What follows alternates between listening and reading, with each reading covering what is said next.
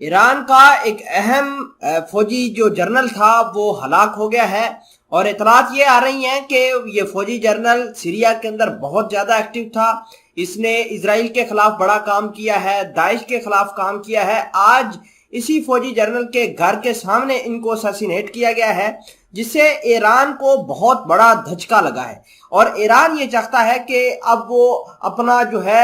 دشمنوں سے بدلہ بھی لے۔ خیر، اگر ہم بات کریں 2020 کی، تو 2020 کے بعد اب ان کو بڑا دھچکا لگا ہے ایران والوں کا، اور ان کا ایک سینئر فوجی جنرل جو ہے وہ مارا گیا ہے، اور ان کے گھر کے سامنے ان کی ہلاکت ہوئی ہے، جس سے نہ صرف ایران بلکہ ایران کے حمایت یافتہ گٹ جو یمن کے اندر ہیں، اس کے علاوہ حزب اللہ ہے، حماس ہے، انہوں نے بھی کہا ہے کہ ایران سے ہمیں ڈائریکشن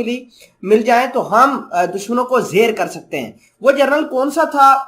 اس کے کیا کارنامے تھے، اور اس کو کیسے قتل کیا گیا ہے، تمام تر چیزیں آج کی اس ویڈیو میں ہم آپ کے ساتھ شیئر کریں گے۔ چھوٹی سی گزارش ہے کہ آپ ہمارا یوٹیوب چینل حسنات ٹی وی کو سبسکرائب کر کے پاس موجود گھنٹی کے نشان کو دبا لیں، تاکہ لیٹسٹ نیوز آپ تک پر وقت پہنچتی رہے۔ سب سے پہلے آپ کو یہ بتا دیں کہ پاسداران انقلاب یعنی قدس فورس کے ایک کرنل ہیں جس کا نام حسن سید خودیاری ہے، ان کو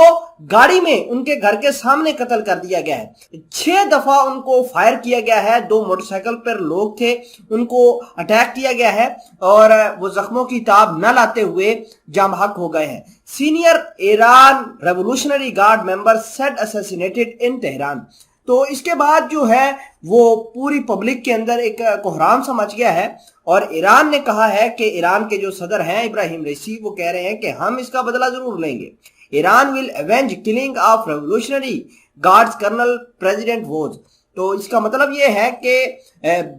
فارنر جو ہیں اس تمام تر کہانی میں انوالو ہیں، اور فارن سے لوگ آئے تھے، فارن والے لوگ تھے جنہوں نے مطلب یہ اساسینیشن کی ہے۔ اگر ہم ان کے کارناموں کی بات کریں تو کارنامے یہ ہیں ان کے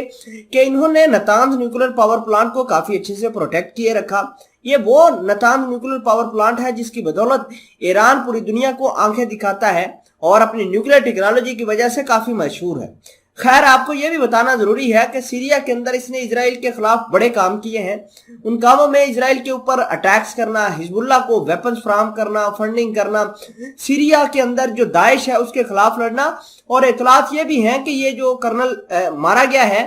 یہ بیسیکلی رشیا کے ساتھ بھی کام کرتا تھا، اور رشیا والے اس کے کام سے کافی خوش تھے، اور 12 مرتبہ رشیا کے جو لوگ تھے، آفیشل تھے، جب وہ سیریا کے اندر آتے یعنی ان کا آفیشل وزٹ ہوتا تو یہ شخص ان کے ساتھ پایا جاتا۔ آپ کو یہ بھی بتا دیں کہ معاملات بہت زیادہ خراب ہیں۔ ایک طرف سے حزب اللہ، حماس جو ہیں وہ کہہ رہے ہیں کہ اگر ایران ہمیں کہے تو ہم اسرائیل کے اوپر اٹیک کر دیتے ہیں۔ ابراہیم رئیسی جو کہ ایران کے صدر ہیں وہ کہتے ہیں کہ ہمیں پتہ ہے کہ کس نے ہلاک کیا ہے، گلوبل ایک کانسپریسی ہوئی ہے جس کے تحت ان کو ہلاک کیا گیا ہے۔ اور میں آپ کو یہ بھی بتانا چاہتا ہوں کہ 2020 کے بعد یہ سب سے بڑی ہلاکت جو ہے وہ ایران کی ہوئی ہے، ایران کے پاسداران انقلاب کی، کیونکہ سب سے پہلے جنوری 2020 کو قاسم سلیمانی ہلاک ہو گئے تھے۔ امریکہ اور اسرائیل نے ان کو ہٹ کیا تھا بغداد ایئرپورٹ کے اوپر۔ اگر ہم بات کریں نومبر 2020 کی تو ان کے محسن فخری زادہ جو تھے اٹامک سائنٹسٹ، ان کو ہلاک کر دیا گیا تھا، اور آج یہ کرنل جو ہے یہ بھی جاں بحق ہو گئے ہیں ایران کے اندر۔ اور یہ جو تینوں ہلاکتیں ہوئی ہیں یہ ایران کے اندر ہوئی ہیں، اور جو لوگ ہیں وہ اپنی گورنمنٹ، اپنی سیکیورٹی ایجنسیز کے اوپر سوال کھڑا کر رہی ہیں کہ ہماری ایجنسیز کہاں ہیں، ہماری ایجنسیز کیوں نہیں اس طرح کے حملوں کو روک پا رہی۔ اور آپ کو یہ بھی بتا دیں کہ ایران ایک طرف تو اپنے میزائلوں کو فارورڈ پوزیشن کے اوپر لے گیا ہے اسرائیل کے اوپر اٹیک کرنے کے لیے، لیکن اس کے پاس ابھی تک کسی قسم کا کوئی ایویڈنس نہیں ہے جس سے بلیم کر سکے کہ یہ کام اسرائیل یا پھر امریکہ نے کیا ہے۔